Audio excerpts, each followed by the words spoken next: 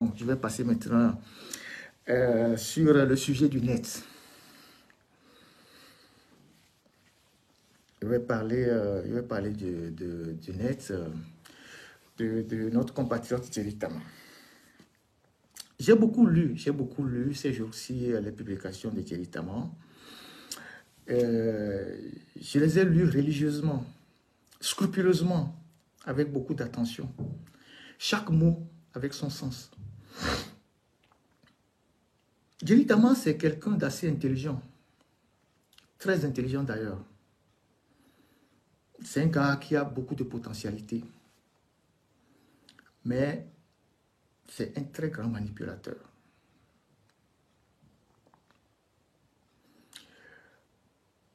Avant de parler de Thierry Tama, je voulais poser deux postulats. Je voudrais très bien que vous suiviez les deux postulats que je vais poser. Le premier postulat découle de ma propre expérience au Burkina. J'étais au Burkina quand Blaise Compaoré est tombé. Et de ce que j'ai appris au Burkina, c'est que pendant longtemps, Blaise Compaoré a financé la création de plusieurs partis politiques pour brouiller la scène politique dans le pays. Associations, partis politiques, pour brouiller la scène politique dans le pays. Et c'est des gens qui venaient sur les médias, certains qui insultaient proprement Blaise Compaoré, qui le traitaient de tout, certains subtilement, d'autres violemment. Mais le soir, Blaise Compaoré, ils se retrouvaient toujours ensemble, ils buvaient du champagne. Leur mission, c'était celle-là, de brouiller l'opinion, d'embrouiller l'opinion. Donc, de par mon analyse à moi, Ferdinand, je suis plus que convaincu aujourd'hui que presque 85% de certains partis politiques au Togo sont des créations de UNIR. Juste pour distraire la scène politique. Parce que des gens qui émergent en politique momentanément et qui redisparaissent et qui reviennent, ce n'est pas des gens chaque 5 ans qui gagnent la loterie quelque part et qui viennent investir l'argent dans la politique. Vous avez vu aux dernières élections législatives, tous ces gens qui sont sortis pour être candidats, ils viennent d'où? Ils ont trouvé l'argent où? Ils ont gagné euro million ou quoi? C'est des gens qui viennent, qui ont une mission, qui viennent brouiller la scène politique, diversifier les voix, semer la zizanie et ils repartent. Dans 2 ans, si on vous dit qu'il y a des élections, ils vont revenir en masse. Des indépendants, des partis bizarres, des gens qui sortent de nulle part. Blaise Compaoré en était le spécialiste. Et je suis convaincu qu'au Togo, 80%, voire 85, mais 90% des gens qui viennent, les saisonniers politiques là, les intermittents du spectacle politique, voilà le terme que je cherchais, les intermittents du spectacle politique là, c'est le pouvoir qui est derrière. Ça, c'est le premier postulat. Vous allez comprendre pourquoi je pose ce postulat-là. Le deuxième postulat, c'est que depuis que moi je suis né et que je me suis engagé en politique, nous on s'est engagé en politique avant les Thierry Tama, donc nous depuis longtemps. Je n'ai jamais vu au Togo. Thierry Tama peut tout dire, je l'ai entendu la dernière fois, il donnait des explications sur Radio Victoire. Il peut tout dire, mais il ne va convaincre personne. Je n'ai jamais vu au Togo un officier de l'armée togolaise qui démissionne de l'armée et qui va créer un parti politique avec l'étiquette d'opposant. Et on l'a laissé tranquille. Depuis le temps des Adema jusqu'à Fonya Sebe. Vous avez vu ça? Vous avez une fois vu ça? Quelqu'un qui a fait l'armée, c'est-à-dire le pilier même du régime, qui a été au courant de beaucoup de choses, qui connaît les points forts et les points faibles de l'armée, et qui sort de l'armée, soit disant que lui n'en veut plus, il démissionne et il crée un parti politique qui devient opposant au régime. Vous avez vu ça au Togo? Vous avez une fois vu ça? Je vous donne le cas de 2 personnes qui ont été persécutées au Togo à cause de leur position politique. Le commandant Olivier Ama, il a été arrêté dans l'affaire de Kwacha Nyasimbe. Quand ils ont été jugés, on les a gardés en prison, torturés et tout, quand ils ont été jugés, et il est libéré, il a créé Asivito, Association Togolaise des victimes de torture, un truc comme ça, pour défendre leurs droits, pour qu'on puisse les indemniser. On était ensemble dans le CST. Vous avez vu ce qui a été réservé au commandant Olivier Ama? Vous avez vu comment ils l'ont traité? Il n'a pas créé un parti, hein.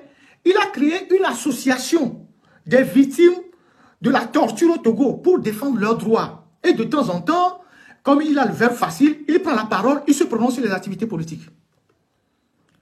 Vous avez vu ce qu'on a fait avec le commandant Olivier Ama? Il est où? Il est en exil. De temps en temps, il fait des audios. Il n'y a pas très longtemps, on est retourné. Les gens sont allés chez lui à pied là-bas dans sa maison. Ils ont cambriolé la maison, ils ont cassé les choses chez le commandant Olivier Ama. Et pourtant, lui n'a pas créé de parti politique. Il a juste créé une association pour défendre le droit de ceux qui ont été victimes dans l'affaire Pacha. Ça, c'est le premier exemple. Deuxième exemple, ministre François Akila Essoboko. Quand le ministre François Akila Essoboko a démissionné, aujourd'hui l'avocat, aujourd'hui les maîtres, je l'appelle beaucoup plus par maître, vous avez vu comment le régime l'a traqué partout. Et pourtant, maître Akila Essoboko n'a pas créé de parti politique. Il n'en a pas créé même jusqu'à aujourd'hui, il n'a même pas créé d'association.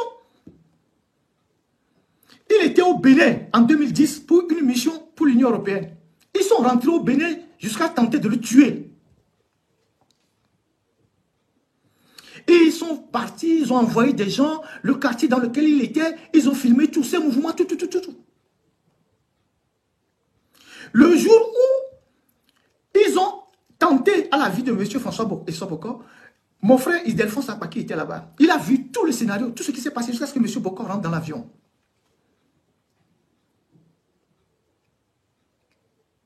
Moi, j'étais là-bas, au Bénin. J'ai travaillé avec M. François Boko là-bas. J'ai assuré son secrétariat dans la mission. Après, ils ont envoyé des photos. Comment ils ont filmé tout. Ils ont passé, ils ont envoyé des photos. Le ministre Boko était au Cameroun, dans une mission. Je suis allé travailler là-bas. Les Togolais ont fait des démarches là-bas pour foutre en l'air sa mission. Ça n'a pas marché, les Camerounais ont refusé.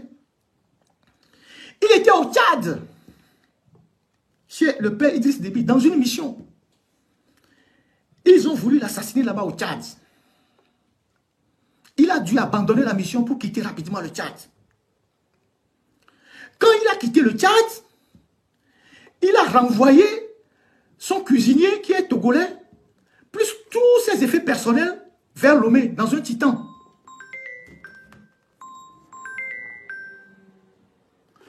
Dans un titan. Un instant, s'il vous plaît.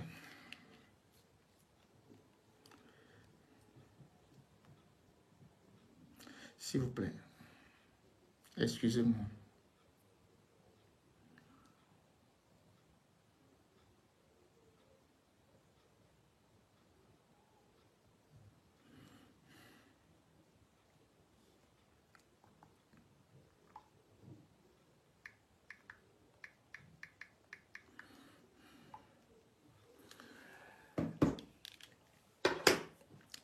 Lorsqu'il a quitté le Tchad précipitamment, il a envoyé ses effets à Lomé avec son chauffeur dans un titan. Le chauffeur a pris la route. Il arrive à Sanvikondi, au Togo. On l'arrête avec le titan.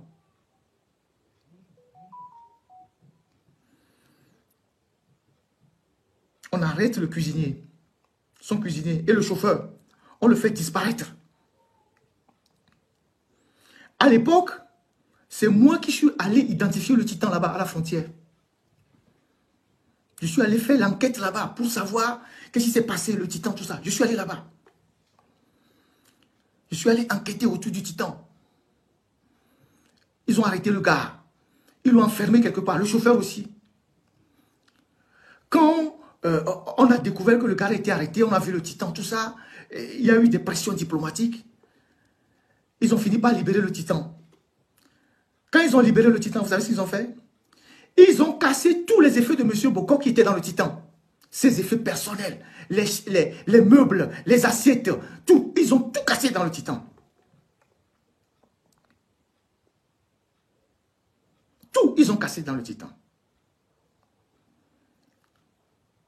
Le cuisinier là, il est en exil aujourd'hui.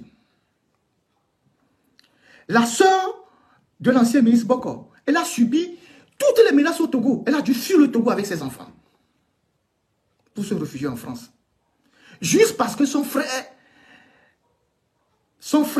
est en rupture avec le régime et il prend des positions politiques.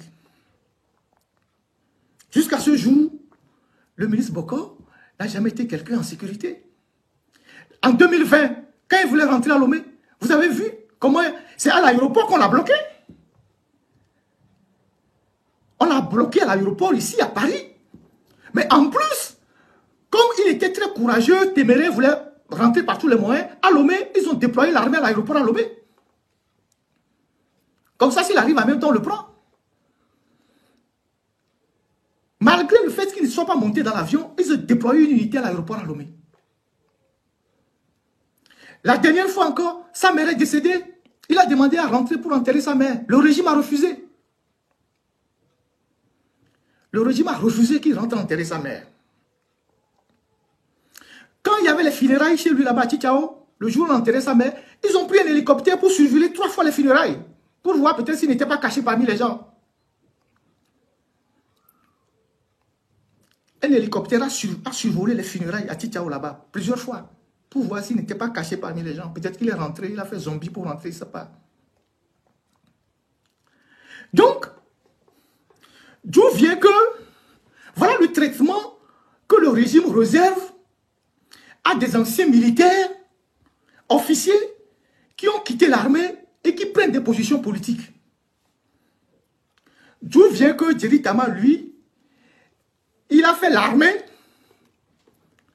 et il démissionne de l'armée, il crée un parti politique, il dit qu'il est opposant, il se promène, il fait les affaires comme lui-même le dit et personne ne lui dit rien. Vous croyez à ça? Vous avez cru à ça? Si vous avez cru aussi, c'est que vous êtes naïf. Donc, ce sont mes postulats de départ. Maintenant, je vais vous dire comment je connais Djeri Tama. Djeri Tama, moi, je ne le connais pas en politique. Hein. Je ne l'ai pas connu en politique. Moi, j'ai connu Djeri Tama depuis l'université. Lui ne le sait pas. Je vous ai parlé dans d'autres vidéos ici des périodes chaudes au campus, ce que nous avons fait au campus. Djeri Tama était à la flèche avec nous, mais au département de sociologie. À l'époque, ça s'appelait la flèche. Toute la faculté. Je ne sais pas comment ça s'appelle aujourd'hui, mais à l'époque, c'était la flèche. Nous, on était en histoire. Eux, ils étaient en sociologie. Et nous, c'est nous qui organisions à l'époque les mouvements au campus. Donc, on connaissait tous ceux qui nous épiaient. Tous ceux qui cherchaient à nous prendre. Et Djeri Tama, déjà à l'époque, était parmi les mouchards du campus. Il n'était pas dans le groupe de Akam, il n'était pas dans ce groupe, mais il était dans les réseaux de ceux qui épiaient les étudiants et rendaient compte à l'OME2. Donc, ce n'est pas quelqu'un qu'on connaît aujourd'hui. C'est pour ça que moi, depuis longtemps, je ne me suis jamais prononcé sur Djeri Tama. Je n'ai jamais rien écrit sur lui, parce que je sais qui il est. Donc, c'était depuis l'université qu'il faisait ça. Il venait au campus avec une moto, un train. Il était était en sociologie jusqu'en 3e année. Je pense qu'il a fait la sociologie de communication en 3e année ou quelque chose comme ça. Après, il a reçu au concours de Saint-Cyr, il est parti. Saint-Cyr, c'est 3 ans. Après, ils font peut-être 1 an de spécialisation. Et il a fait les blindés à Saumur. Après, il est rentré. Il a fait l'armée. Tous les petits soucis qu'il a eu dans l'armée, ça ne nous concerne pas. Donc, c'est depuis l'université que Djeri Tama faisait du renseignement et était un mouchard. Ceux qui l'ont connu en 2012, quand il est rentré en politique, c'est eux qui peuvent dire que bon, nous on le connaissait depuis. Tous ceux qui ont fait le campus là, qui étaient dans les mouvements du CUB à l'époque là, vous leur posez la question. Vous leur posez la question. C'est eux qui tournaient autour de nous pour recueillir des informations et donner au régime à l'époque. Donc, il a disparu. C'est après qu'on a appris qu'il est parti en Europe. Il est revenu, il a fait l'armée. Et vous savez que Saint-Cyr, c'est une très grande école prestigieuse. Donc, on apprend aux gens tout, un peu de tout. Les théories de guerre, la simulation, la diversion, les techniques de communication, comment embrouiller l'ennemi. C'est pour ça que je dis, Djeri Tama est un gars bien formé et potentiellement intelligent. Sauf que c'est un manipulateur. Donc, il est bien outillé. Vous voyez. Donc, Djeri Tama, il lance son parti en 2012, après avoir quitté l'armée et 2 ans de mise en disponibilité. Voilà. Il quitte l'armée. Il crée le net. Ce que je vais dire aujourd'hui sur Djeri Tama, ce n'est qu'une partie de l'histoire. Il y a une autre partie qui viendra. J'espère qu'il va réagir encore plus grave. Il y a des choses que vous allez écouter ici aujourd'hui et vous allez interpeller directement Djeri Tama. Vous allez lui poser des questions. Puisque ce que je vais dire ici aujourd'hui, je donnerai des noms, des dates, des montants d'argent. Djeri Tama dit qu'il est homme d'affaires. Quelle affaire marche au Togo? Il fait quelle affaire? Quelle entreprise n'a jamais marché pour lui? Je vous donnerai des noms, des dates, les sommes. Et vous allez l'interpeller. Après, il y a d'autres choses qui vont sortir, plus graves. Parce que à un moment donné, il faut qu'on arrête la manipulation de la jeunesse. Des gens qui se sont trempés dans des choses pour consolider le régime, ils viennent jouer aux innocents sur les réseaux sociaux en faisant croire que oui. Non, il faut qu'on arrête un certain nombre de choses. Donc, il est rentré en politique et je me rappelle que une fois, il y a eu un article que mes collaborateurs ont écrit sur lui. C'est comment ça concerne une affaire de femmes. Et il a appelé la rédaction pour protester un peu comme ça. C'est le seul article qu'on avait écrit une fois sur lui, honnêtement. Un truc qui a été écrit sur lui. Mais ce n'était pas quelque chose de... Donc, nous, on ne s'intéressait jamais à Djeri Tama dans notre rédaction. Même quand on avait plein d'informations. On avait des informations sur lui, mais moi, je trouvais que c'était un plaisantin. Donc, je n'écrivais jamais. Je ne mettais pas mon énergie dans cette histoire. Et donc, la première fois que je reçois des gens du net à ma rédaction, c'est 2015, après les élections présidentielles. Les élections législatives auxquelles il a participé en 2012 ou non, 2013, je n'ai rien à dire dessus, je n'étais au courant de rien, je ne savais pas. Mais en 2015, après la présidentielle de 2015, j'ai reçu des éléments du net dans ma rédaction. C'était les premiers dissidents. C'est les gens qui se sont fâchés, ils sont partis, ils ont claqué la porte. Il y avait 3 personnes qui sont venues à la rédaction pour me dire tout ce que Djeri Tama faisait, où est-ce qu'il avait les financements, comment il faisait les choses, pourquoi il a bloqué l'argent, il n'a pas donné à certains, et tout, et tout. Bon, il y a d'autres choses qui sont de l'ordre privé que je ne vais pas évoquer ici parce que je ne suis pas là pour parler de la vie privée de quelqu'un, je parle de ce qui est politique. Donc, les gars sont venus me voir pour dire, pour la campagne de 2015, je vous ai dit, je vous donne des dates et des montants. Pour la campagne de 2015, on venait de sortir des événements du CST. Donc, pour la campagne de 2015, Djeri Tama a reçu un financement de 72 millions. de l'État. Et donc, quand il a reçu les 72 millions, naturellement, ses proches collaborateurs attendaient à avoir leur part. Il a bloqué l'argent pour lui seul. Il est arrivé à la maison, il dit oui, il y a longtemps qu'il rêvait d'avoir une piscine chez lui, il va faire une piscine, il va faire ci, il va faire ça, il va faire ça. Les problèmes ont commencé comme ça, dans son parti politique. Et la campagne étant finie, les autres jurés ont commencé par lui demander des comptes. Où est notre part? Il menace certains et tout, et les gars ont commencé par claquer la porte. C'est ceux qui ont claqué la porte là, certains qui sont venus me voir pour me dire ça. Et les gars m'ont dit que Jerry Tama était un farceur. Et ils m'ont dit pourquoi il était un farceur. Ils m'ont dit, Jerry Tama, pour faire croire que ces entreprises marchent, qu'il a des sociétés qui marchent, c'est le gars qui est capable pour aller dans un rendez-vous, d'aller louer 2 grosses voitures. Il va chez un ambassadeur, il va chez quelqu'un. Et les gars disent, ah, okay, mais le gars là, ça marche vraiment pour lui, hein, alors que c'était des voitures louées. Les gars m'avaient dit ça à l'époque. Et donc, des 72 millions qu'ils avaient reçus pour le net en 2015, les gars n'ont rien eu. Il a bloqué les sous pour lui seul. C'était la première information que les gars sont venus nous dire, les dissidents. Mais on n'a jamais écrit. Nous n'avons jamais écrit sur ça. On n'a jamais écrit parce que bon, c'était une entité négligeable. Mais en 2015, il s'est passé d'autres choses. Jerry Tama qui se plaint aujourd'hui qu'on a bourré les urnes, ce n'est pas une élection. Qu'est-ce qu'il a fait en 2015? En 2015, Jerry Tama était candidat. Mais il a travaillé pour Fort. Quand les élections sont finies en 2015, et que Fort a été déclaré vainqueur, Agbeome Kodjo, paix à son âme, qui est retourné dans le pouvoir après que nous ayons fait le CST, Fort prévoyait nommer Agbeome Premier ministre.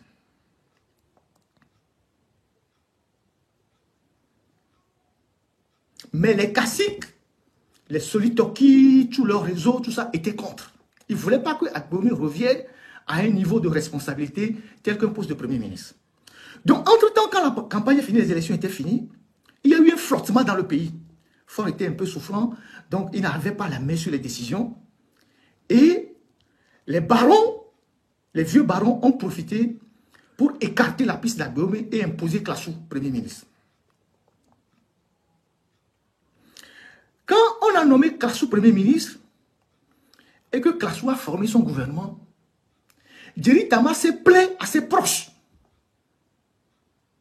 Et à même des gens qui sont, des gens qui sont même dans sa famille, cousins, il s'est plaint à des gens. Les messages sont là. Pour dire que le régime est ingrat, ce qu'ils ont fait, tout ce qu'ils ont déployé sur le terrain pour que Fort puisse gagner les élections présidentielles. On avait prévu, on lui avait promis le poste de ministre de la jeunesse et sport. Il devait être nommé ministre. Et on ne lui a pas donné le poste. Il s'est plaint à beaucoup de gens que le régime ne lui a pas tenu la promesse et tout ça. Donc, si Agbeome avait été nommé Premier ministre, peut-être qu'il serait ministre. Mais comme les barons déjouaient tout ce coup-là en imposant Klassou, il n'a pas eu. Donc, il s'est plaint aux gens, il s'est ouvert à des gens. Qu'on devait le nommer ministre de la jeunesse et sport et tout ça. Il n'a pas eu le poste. Nous sommes en 2015. 2015. Donc, 2015, Jerry Tama a eu 72 millions. Le net a eu 72 millions pour l'élection présidentielle. Et puis, ensuite, il a dit aux gens qu'eux, ils ont fait des choses pour aider Fort à gagner. Ils ont sillonné le pays, ils ont fait beaucoup de choses. On devait le nommer ministre, on ne l'a pas nommé ministre. 2015, notez bien les dates. 2017, c'est ce qui est grave, ce que je vais vous dire. 2017, on arrive à la déflagration du PNP avec Tipi, Atchadam et tout ce qui a suivi. Jerry Tama, en pleine effervescence du PNP avec tout ce qui s'ensuivait comme révolution, Jerry Tama a organisé des jeunes, une dizaine de jeunes, qu'il a infiltrés dans toutes les places, sur toutes les plateformes WhatsApp. Une dizaine de jeunes qu'il a mis dans toutes les plateformes WhatsApp. Je vous ai dit une fois que moi, Ferdinand, je ne suis pas sur les plateformes WhatsApp. Parce que vous devez savoir une chose, il n'y a pas d'anonymat sur Internet. Hein. Il n'y a pas d'anonymat sur Internet. Si on ne veut pas vous traquer, c'est tout. Mais si on veut vous traquer là, on va vous retrouver. Il n'y a pas d'anonymat sur Internet. Vous pouvez vous cacher derrière n'importe quel numéro. Il y a ce qu'on appelle, en journaliste d'investigation, les métadonnées.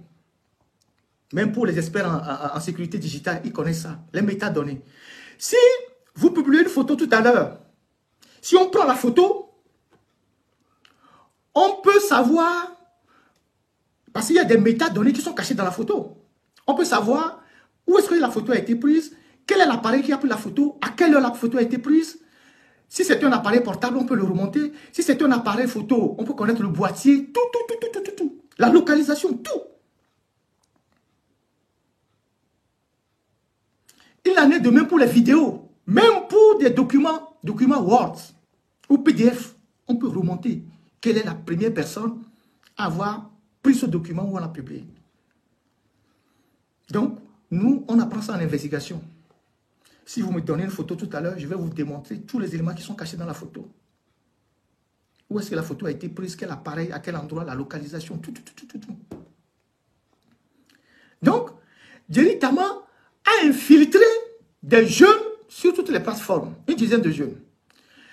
Il leur payait les crédits, il leur donnait 30 000, 40 000, 50 000 pour leur acheter, comment on appelle ça, la connexion, pour être sur toutes les plateformes. Leur mission, ils ciblaient, ces jeunes ciblaient tous ceux qui étaient des éléments, des activistes très durs, qui appelaient à la révolution, qui organisaient les gens. Ils piquaient leur numéro. Ils faisaient aussi des captures d'écran qu'ils envoyaient à Jerry Tama.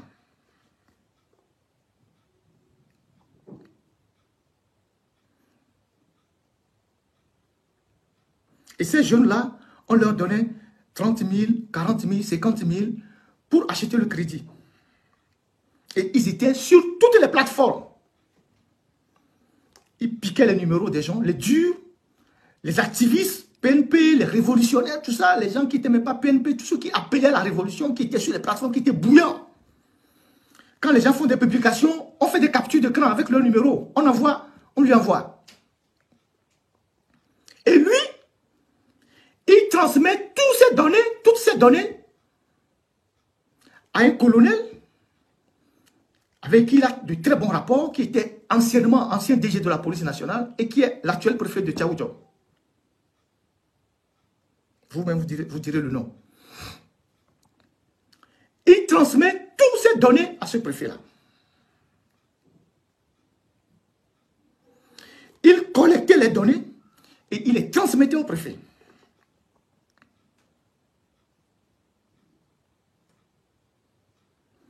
Si c'est nécessaire, il se déplaçait à Sokodé chez le préfet pour lui transmettre les données.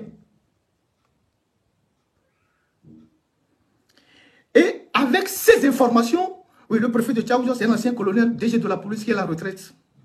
Vous-même, vous pouvez donner le nom. Il est de Dapaon. Donc, il y a un autre gars.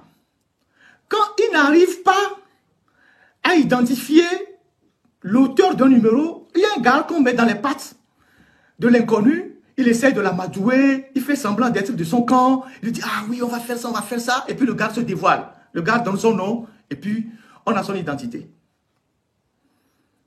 Et c'est avec ces données-là qu'on a kidnappé plusieurs jeunes. Qu'on a enlevé des gens. Qu'on a kidnappé des gens.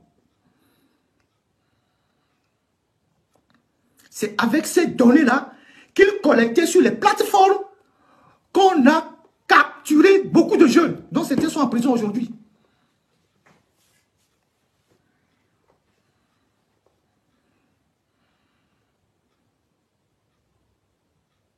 C'est avec ça qu'on a capturé beaucoup de jeunes. On a enlevé des gens, on allait prendre certains à la maison, on a pris certains à leur lieu de travail. On a kidnappé tous les meneurs. C'est Thierry Tama qui a infiltré toutes les plateformes de ces jeunes-là, qui collectaient les infos, qui lui donnaient et lui transmettaient à ce préfet-là. C'est son mentor. Et ça, c'est extrêmement grave. Pour quelqu'un qui vient vous dire sur les médias ou sur les réseaux sociaux qu'il est opposant. C'est extrêmement grave. Et donc, on a arrêté les jeunes comme ça. C'est le travail qu'il a fait. Et ils ont fait ça pendant presque un an. De 2017 jusqu'à fin 2018. Les jeunes là ont opéré. Certains sont recrutés aujourd'hui dans l'enseignement, ils sont des enseignants.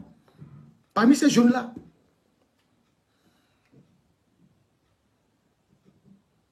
Et c'est celui qui vient vous dire sur les réseaux sociaux qu'il est opposant et qui s'oppose au régime. C'est ce qu'ils ont fait en 2018. Pour casser la révolution. Pour arrêter les meneurs. Les gens sont là pour témoigner. Hein. Je vous ai dit qu'il y a des choses graves qui ne vont pas sortir aujourd'hui. Mais ça, c'est juste l'entrée en matière. Quand j'ai dit que je vais faire ce live-là, ils pensaient que c'est pour sur des questions superficielles. Non. Il y a des choses qu'on a compilées pendant des années. Donc, c'est ce qu'ils ont fait. C'est ce qu'ils ont fait en 2017 pour arrêter les jeunes. Il y a un des jeunes qui est le petit frère de Adou Seydou, là, qui est l'ancien jeune étudiant qui était au campus là. Il y a un jeune, c'est son petit frère. Il y a deux autres. Il y a un qui est professeur aujourd'hui. Je ne vais pas donner tous les noms. C'est ce qu'ils ont fait. Ils ont infiltré toutes les plateformes WhatsApp. C'est pour ça que les gens qui sont sur les plateformes, qui crient tous les jours, ils font les audios. On va faire, faites très attention. Quand vous êtes sur les plateformes là, vous ne savez pas qui est qui. Les plateformes WhatsApp là, c'est les lieux les plus infiltrés aujourd'hui au Togo. Faites très attention. Moi, je ne suis sur aucune plateforme. Je vois, il n'y a pas très longtemps, quelqu'un m'a mis sur une plateforme, je regarde même, je ne réagis même pas. Sur les plateformes, faites très attention. C'est comme ça qu'ils ont piqué les gens. Ça, c'est 2017, fin 2018. Alors, 2018, on continue. Une autre date qu'il faut retenir.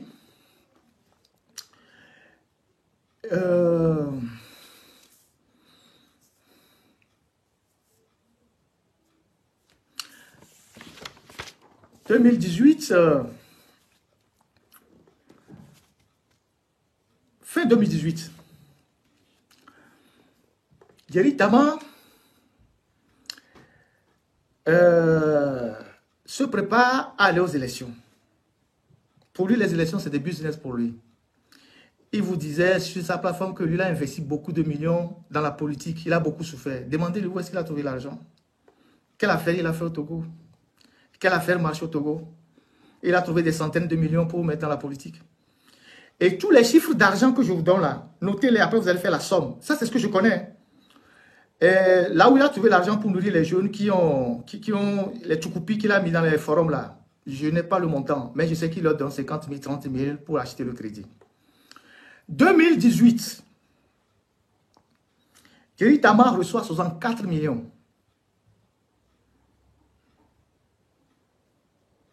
2018, 64 millions. Chez son frère Bawara. 64 millions. C'est son frère Bawara. Pour préparer ses candidats à l'élection. Sa tactique, c'est de positionner les jeunes partout. Comme ça, il va augmenter l'enveloppe auprès de ses donateurs. Donc, il a positionné les jeunes partout sur l'étendue du territoire. Pour dire que lui, là, ses structures sont partout. Donc, on lui a donné 64 millions pour préparer les élections. C'est-à-dire aller sur le terrain, la caution des candidats et tout.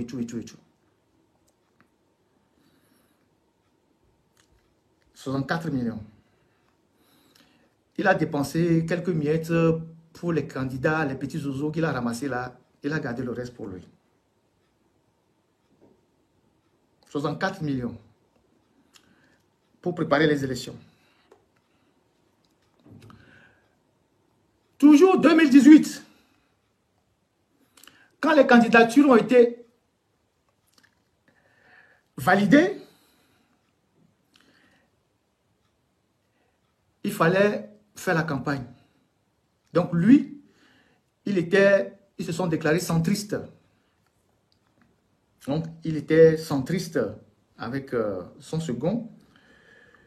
Et donc, ils ont eu 105 millions pour la campagne électorale. 105 millions, toujours en 2018, pour la campagne électorale. Eux, les centristes, ils ne sont que deux, vous les connaissez.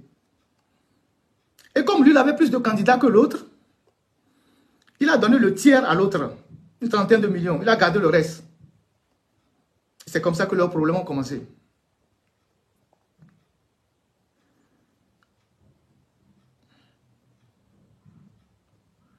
« 105 millions. Il a donné le tiers, une trentaine de millions à l'autre, et lui, il a gardé le reste. Ça a commencé comme ça. Leurs problèmes ont commencé comme ça. Et donc, ils sont allés aux élections. Ils ont fait leur petit... tout ça là. On les a cooptés, puisqu'ils n'ont pas gagné, vous le savez. Djeri Tama, à El Avagnon, il n'a eu que 243 voix officielles. C'est ça qu'il a eu, 243 voix. Son gars qui était à Lomé a eu 79 voix, Vincent Meganvi. Et l'ordre a été donné de les coopter. L'ordre a été donné de les coopter. Et donc, mais avant que je n'en arrive là, il y a un détail que j'oublie. Vous vous rappelez que la C14 avait décidé de boycotter les élections. Pas seulement boycotter, mais a décidé d'empêcher les élections. Nous sommes d'accord. Vous vous rappelez, vous avez la mémoire. Et donc, la C14 avait décidé d'empêcher les élections. Donc, l'actuel maire de Taï, qui s'appelle Wonyara, qui a été récemment élu la députée pour le compte d'Adi. C'est un homme qui était très populaire là-bas. Il avait une très bonne assise. Donc, comme la C14 a boycotté les élections, les candidats qui étaient là, c'était UFC, NET, MRC et une dame qui incarnait un parti qu'on appelle Nouvelle Vision.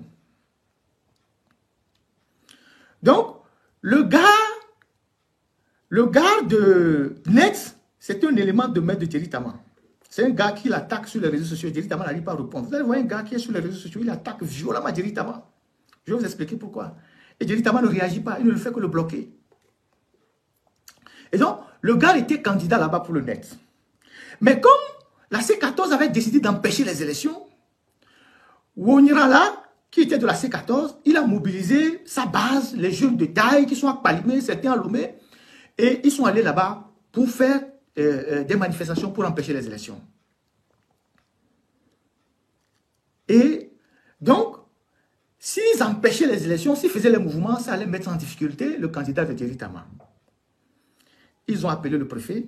Djeri Tama a parlé avec le préfet. Le préfet a mobilisé la gendarmerie de Daï et a appelé la gendarmerie d'Adeta en renfort.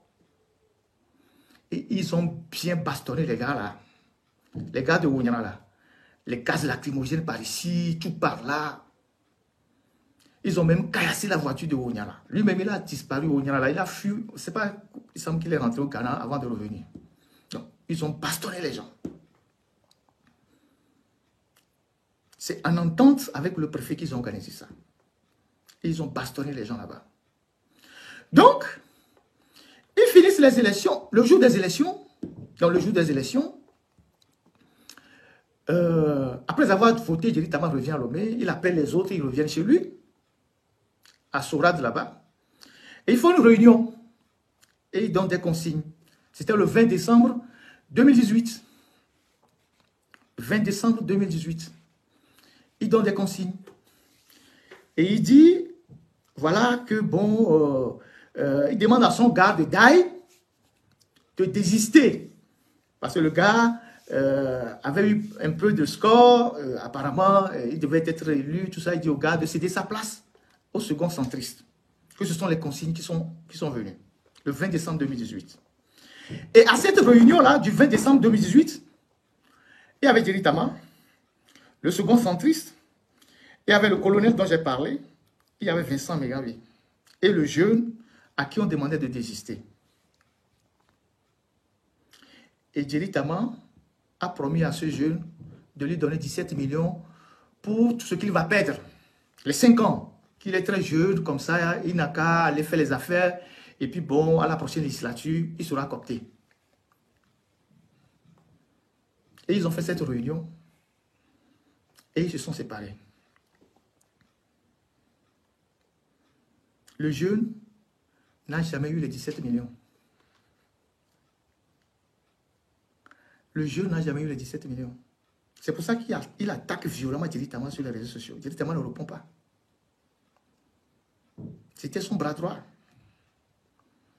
Le jeune n'a jamais eu les 17 millions. Il n'a jamais eu les 17 millions.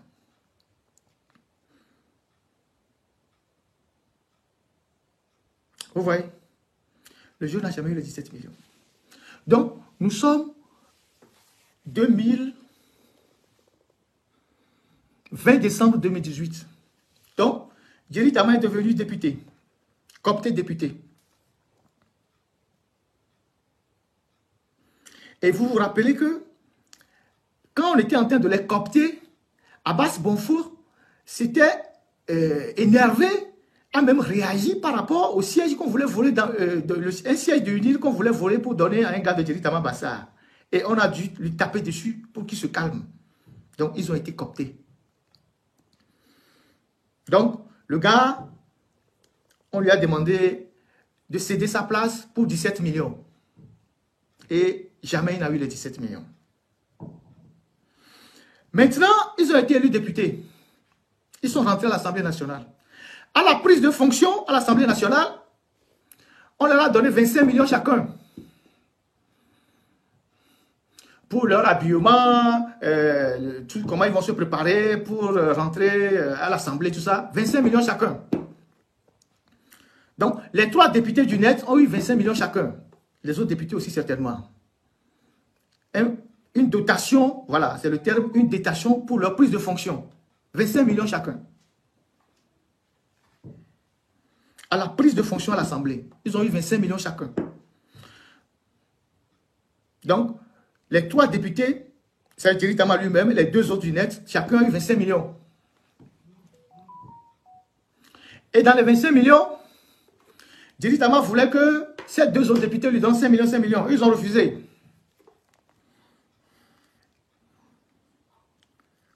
Ils ont refusé.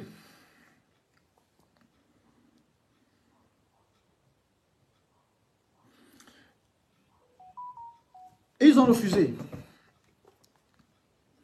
Donc, ils ont eu 25 millions à la prise de fonction pour leur propre dotation personnelle. Et ils ont passé les 5 ans à l'Assemblée nationale à divertir les gens, à raconter tout et n'importe quoi, à aller sur les réseaux sociaux, à balancer des sociétés qui ne créent que sur Facebook, à faire croire aux gens qu'ils ont des activités qui marchent. Il y a ci, il y a ça. C'est ce qu'ils ont fait pendant les 5 ans. C'est ce qu'ils ont fait pendant les 5 ans. Donc, quand on écoute Djeri Tama venir dire que lui, il a fait des affaires pour mettre l'argent dans la politique, mais posez-lui la question de savoir, ces affaires consistaient à quoi? Moi, je vous donne les sous qu'ils ont pris. C'est ce que je sais. Il y en a certainement d'autres que je ne sais pas. Djeri Tama avait une société de gardiennage qu'il appelle Jaguar, qu'il a réactivé il y a quelques jours. Il n'avait pas grand-chose comme contrat. Un ami lui a trouvé un petit contrat dans une société minière à Tablibo. Il payait 25 000 francs au gardien. Et même dans les 25 000 francs là, il a enlevé l'argent de la tenue et les bottes. Il n'avait pas plus d'une quinzaine de gardiens. Et il y a eu des problèmes dans la société. Les jeunes qui étaient des gardiens sont partis se plaindre à la société qu'on ne les traitait pas bien. La société a rompu le contrat. Vous connaissez quelqu'un à Lomé qui a une société de gardiennage qui est millionnaire?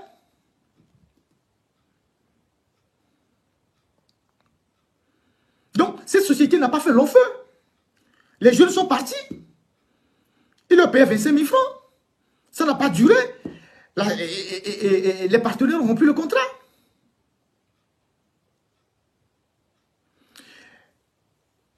Jerry Tama disait qu'il a créé un restaurant pour des plats uniquement africains ou togolais à côté de sa maison là-bas, Sorad. Ça n'a pas fait 3 mois. Le restaurant n'a pas tenu. Après, il a dit qu'il a une ferme pour élever les poules. Vous l'avez jamais vu dans une ferme avec des poules? Ou des pondeuses? Et combien de poules et de œufs on peut vendre au Togo pour être millionnaire et mettre l'argent des millions dans la politique? Zéro. Après, il a dit qu'il a une société, je ne sais pas, il écrit des livres, il vend des livres, il représente une société d'édition de livres. Vous connaissez des gens qui vendent des livres à Lomé qui sont millionnaires? Sinon, les Apédoama, le professeur, je ne sais pas quoi, qui écrivent plein de livres au Togo, ils seront des millionnaires. La librairie Star même a fermé, personne n'achète des livres au Togo. Vous connaissez combien de trucs qui vendent des livres? Qui lit les livres? Hein? Le professeur Kanyal et Mdjouro, tout ça, ils seront des millionnaires. C'est des gens qui écrivent chaque 2 mois. Après, il est sorti dire, oui, il a créé une société qui coud les habits traditionnels, qu'il appelle Haga. Vous l'avez encore entendu parler de ça? Il allait voir un jeune à Gouinivé là-bas pour lui dire de lui coudre les habits, tout ça. Après, il dit qu'il est dans l'écotourisme. Quel touriste vient au Togo? Et ça rapporte quoi? En fait, tout ça, c'était une stratégie de communication pour dissimuler l'origine illicite de l'argent qu'ils utilisent. Il n'est pas le seul à le faire sur la toile. Hein. Observez bien les gens. Puisqu'ils savent qu'ils ont une source de financement illicite quelque part et que les gens seront amenés à leur poser des questions. Où est-ce que vous gagnez votre argent? Il faut qu'ils projettent devant l'opinion quelques activités pour dire que voilà où je gagne mon argent et je mets dans la politique. Maintenant, ils montrent les lapins. Combien de personnes mangent les lapins au Togo? Et combien de lapins on peut vendre pour devenir millionnaire? Dites-moi.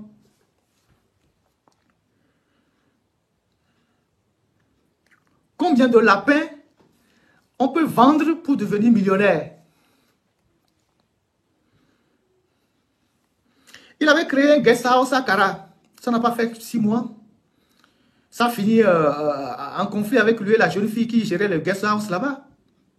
Il payait à la fille 30 000 francs. C'est des aspects que je ne veux pas évoquer. Donc, c'est une stratégie qu'ils ont pour bluffer la jeunesse. Des gens qui les suivent sur les réseaux sociaux et qui pensent que c'est un modèle, Jerry Tama réussit ci, réussit ça. Donc, et moi aussi, je vais me lancer dans ça. Il ne faut pas aller prendre 3 lapins quelque part, faire une vidéo pour venir dire aux gens que, ouais, que je fais des affaires, que je fais du business. Aujourd'hui, que le RPT UNIR a fini de l'utiliser et qu'ils sont en train de le rejeter, en tout cas, peut-être momentanément, pour peut-être utiliser d'autres personnes, il vient se poser en victime sur les réseaux sociaux. En disant, oui, je suis un opposant, j'ai mis beaucoup d'argent dans la politique, j'ai fait beaucoup de choses, j'ai fait ci, j'ai fait ça, j'ai investi toutes mes économies dans la politique. Et que, finalement, on ne peut pas changer le régime par les élections. Et que j'invite les jeunes, pour le moment, à ne pas s'engager en politique. Sinon, s'ils veulent s'engager, ils ne peuvent que s'engager du côté de UNIR. C'est ce qu'il a dit dans ses tests. Vous comprenez ce qu'il dit? Je vous ai dit qu'il est très fort en communication. Il est très fort en communication. Sauf que nous avons été tous aux mêmes écoles. Hein. Nous avons tous été aux mêmes écoles. Hein. Et lui, peut-être, il a fait la sociologie de la communication. Moi, je suis journaliste. On sait décrypter les choses. On sait décrypter les choses. Vous voyez? Donc, c'est ça sa mission sur les réseaux sociaux. Distraire les gens. Il a passé 5 années à distraire les gens. À distraire la jeunesse. À ne jamais poser les vrais problèmes du pays. À dire oui, j'ai interpellé tel ministre, elle n'est pas arrivée, donc je continue sur les réseaux sociaux. Il disait à la la dernière fois sur Victoire FM que lui, son bilan, c'est qu'à l'Assemblée, il a désacralisé la fonction du député parce qu'il est le seul député qui parlait sur les réseaux sociaux avec les jeunes et qu'il est circulé à Lomé avec la moto. C'est un bilan qu'un député peut évoquer. Il y a quoi d'extraordinaire à circuler avec une moto? Il ne nous dit pas que quand j'étais député, j'ai fait voter telle loi, j'ai fait ceci, j'ai demandé des comptes de corruption, j'ai demandé ci, j'ai fait ça. Il dit que lui, il circulait à moto et qu'il a désacralisé la fonction de député. Quelle est la mission d'un député? C'est de rouler à moto ou c'est de voter des lois et de contrôler l'action du gouvernement? C'est ce qu'il a dit. C'est ce qu'il a dit. Maintenant que ses amis d'UNIR sont en train de l'éjecter, il veut se donner bonne conscience. Mais Djeri Tama sait très bien qu'en 2018, il n'a pas été élu, il a été coopté. Pourquoi il n'a pas dénoncé? En 2015, lui-même, il a avoué aux gens qu'ils ont fait des choses pour aider Fort à gagner. Ils ont fait beaucoup de choses pour aider Fort. Il n'a pas été remercié comme il le fallait. Pendant tout le temps du CST et de la révolution de Tikwi, c'est Djeri Tama qui tirait sur les autres opposants, qui tapait sur eux, et pour essayer d'équilibrer un peu, pour divertir les gens, il venait faire quelques petites formulations, quelques petites critiques sur le régime. Mais la réalité, c'est qu'il tapait sur les opposants.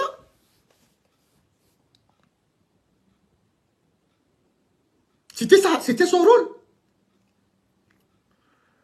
C'était son rôle. Mais ce qu'il n'a pas compris, c'est que le système RPT est une mafia. Et quand tu es dans la mafia, tu ne parles pas. On ne s'expose pas dans la mafia. Tu as vu, tu n'as pas vu. Tu as vu, tu n'as pas vu. On ne parle pas dans la mafia. On ne s'expose pas dans la mafia. Quand il a commencé par aller trop loin, ils se sont dit, ce gars il est insaisissable, on le débranche.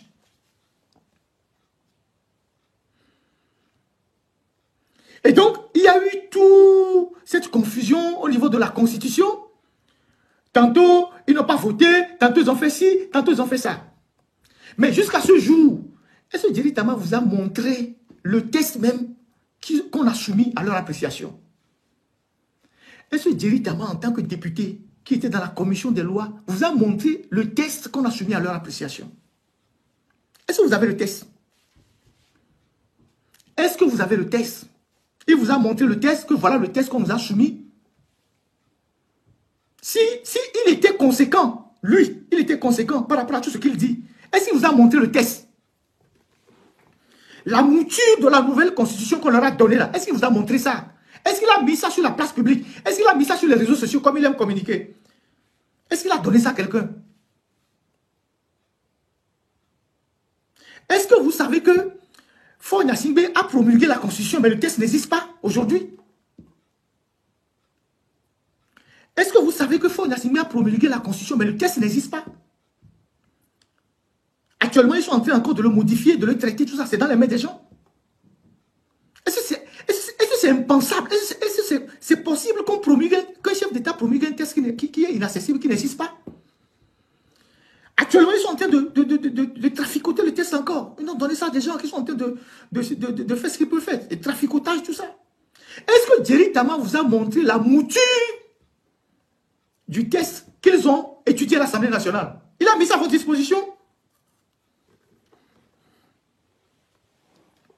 Alors, moi je vous ai dit, quand il a dit que je quitte la politique, j'ai dit, il faut qu'on aille jusqu'au bout de ce qu'il a commencé. Il ne peut pas partir comme ça. En faisant croire que lui, il est arrivé à un moment où il a tout donné et que bon, il ne peut plus faire grand-chose, mais lui, il est en train de se barrer. Alors que pendant les 12 dernières années, ce sont les Djeri Tama qu'on a utilisés pour renforcer les bases du régime. Moi, je vous ai donné tout. En chiffres, en dates. J'ai donné des noms. Interpellez-le. Posez-lui la question si ce que je dis est vrai ou faux.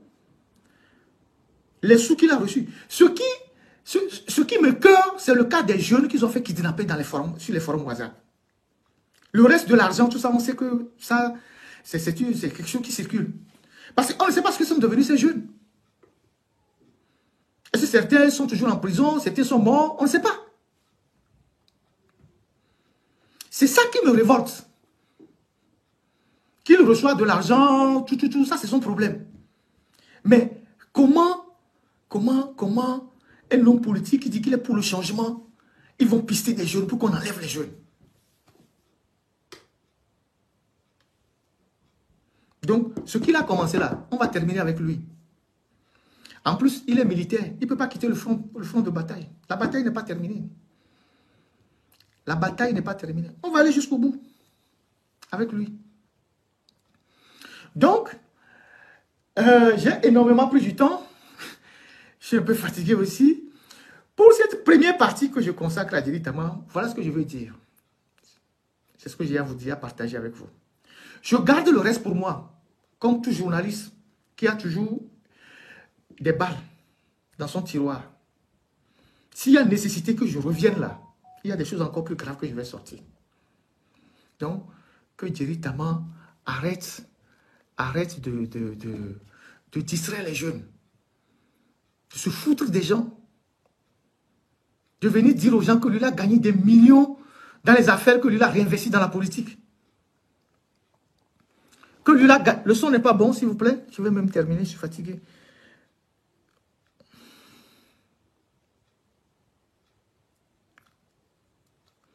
Est-ce que le son n'est pas bon? Je vais conclure, s'il vous plaît.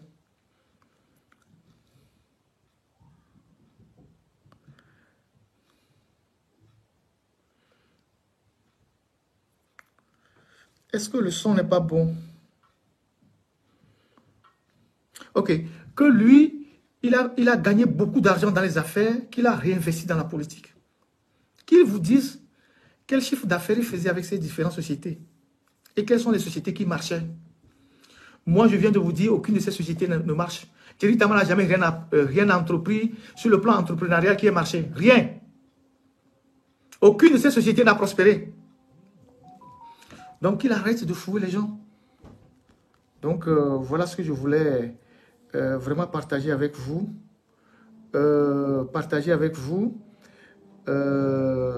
Cet après-midi de cette journée de Pentecôte. Et pour dire que ce qui nous arrive au Togo est dramatique. C'est des vies qui sont en danger.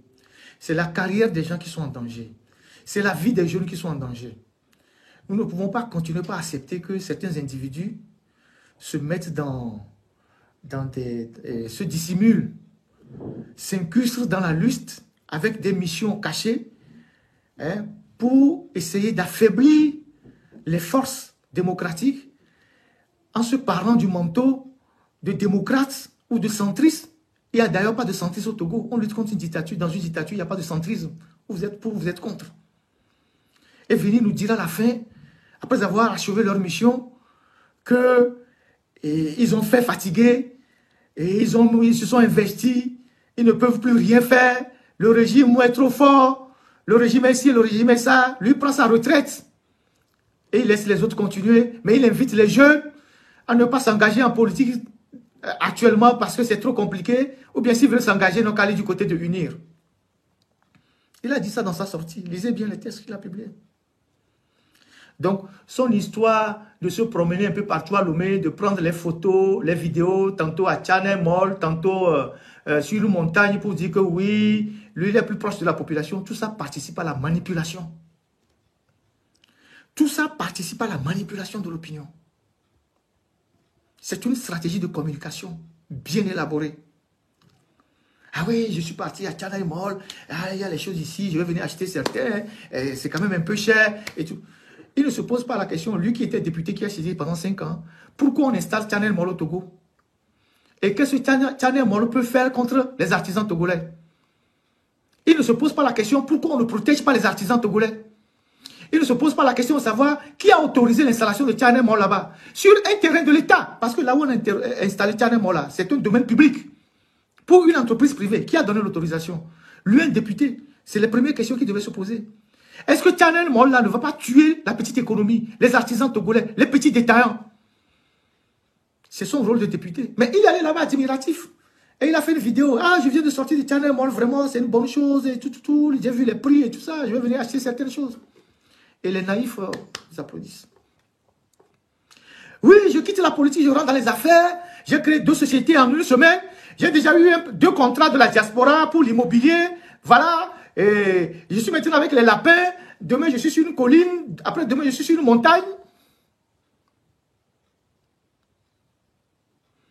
Qui demande à Jerry Tama de faire plusieurs publications pour dire j'ai mis beaucoup d'argent dans la politique. Parce que toutes les publications qu'il a eu à faire ces dernières 48 heures, 72 heures, il n'a répété que ça. J'ai gagné beaucoup d'argent dans les affaires, j'ai mis dans la politique. J'ai gagné beaucoup d'argent dans les affaires, j'ai mis dans la politique. Qui lui dit? Celui qui s'explique s'accuse. Qui lui demande ça? Moi, je viens de vous dire où est-ce qu'il trouvait son argent. En tout cas, une partie. Maintenant que lui vient nous dire quel chiffre d'affaires cette société faisait. D'accord? Donc, moi, je tiens à vous dire merci pour le temps que vous avez passé dans ce direct. Comme je vous l'ai dit, et il y a encore d'autres choses inacceptables que Jerry Tama a fait, que je ne vais pas dire maintenant. Mais je souhaite que lui-même, il ait le courage de venir s'expliquer en disant, peut-être que j'ai eu à faire des choses qui n'étaient pas bonnes, je m'excuse. J'ai eu à poser des actes qui n'étaient pas dans le sens de la lutte, je m'excuse. S'il est honnête là, il sait que tout ce que je dis, il n'y a pas une virgule qui est faux. Je donne des dates, je donne des noms, je donne des trucs, les montants. Il le sait. Il le sait. Il le sait très bien. Voilà là où il trouvait l'argent. Les problèmes, il a eu des problèmes. Il avait placé un gars informaticien à Bahara, ça s'est fini dans des problèmes. Tout ça, il y a des choses, il y a plein d'autres choses. Plein d'autres choses qui sont là. Donc, il arrête de venir divertir les gens. Leur stratégie de manipulation sur les réseaux sociaux, ils vont quelque part, ils prennent des vidéos pour dire que voilà, j'ai des activités ici, c'est ça qui me rapporte de l'argent. Combien de Togolais mangent des lapins pour que quelqu'un devienne milliardaire? Combien de Togolais lisent des livres pour que quelqu'un qui écrit un livre devienne milliardaire? Combien de Togolais prennent des gardiens pour que quelqu'un qui a eu un contrat de 15 gardiens devienne milliardaire? Soyons sérieux. Donc voilà. Donc je vous dis vraiment merci pour ce moment qu'on a partagé ensemble. Ça a pris vraiment des heures. Je ne sais plus combien. Peut-être... ça a pris peut-être plusieurs heures. Je ne sais plus trop. Mais bon, voilà. Donc, je voudrais vous dire vraiment merci pour ce temps qu'on a partagé. Et je tenais vivement à remettre les pendules à l'heure. Pendant longtemps, quand j'étais dans la presse au Togo, je n'ai jamais écrit sur Jerry Tama. Jamais. Même quand il a eu à faire des provocations, quand j'avais dénoncé les conditions d'accueil des premiers infectés de coronavirus au CHU, au CHR de Kégué là, il allait faire une contre-vidéo pour essayer de me discréditer. Je n'ai jamais réagi. Après, tout le monde a vu que ce que j'avais dit était vrai. Tout ça, il était envoyé pour faire des choses comme ça. Il était envoyé pour faire des choses comme ça. Donc, qu'il réagisse, qu'il vienne démentir ce que j'ai dit ici. Qu'il prenne tout ce que j'ai dit point par point pour nous dire que c'est faux. Après, on va passer à la seconde étape. Donc, bon lundi de fête de Pentecôte et puis bonne semaine à tous. Et que le Seigneur nous garde et nous bénisse. Et qu'il nous donne l'intelligence. L'intelligence et la jugeote de comprendre certaines choses, de détecter certaines choses.